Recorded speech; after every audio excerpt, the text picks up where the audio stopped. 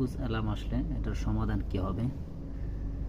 তো যে কোনো কেবি ইনভার্টার যদি কন্ট্রোল কার্ড চেঞ্জ করা হয় তাহলে এই অ্যালার্মটা চলে আসে।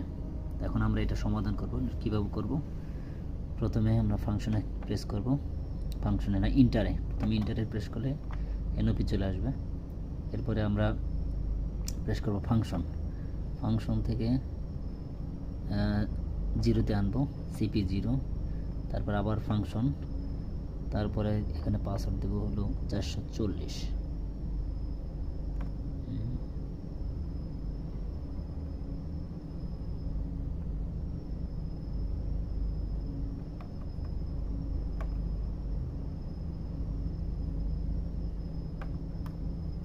ইন্টার দিলাম, পরে এটাকে আমি প্যারামিটারে ঢুকলাম, ফাংশন দিলাম, ফাংশন দেওয়ার পরে এখন সামনে যাব, আমরা যাব হলো SY, এই যে SY পাইলাম।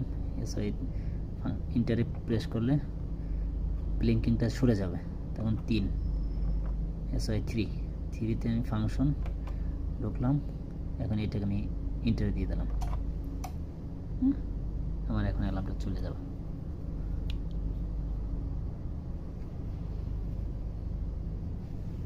অ্যালার্ম চলে গেছে। এইভাবে একটা কেবি ইনভার্টার যদি কন্ট্রোল কার্ড চেঞ্জ করা হয় তাহলে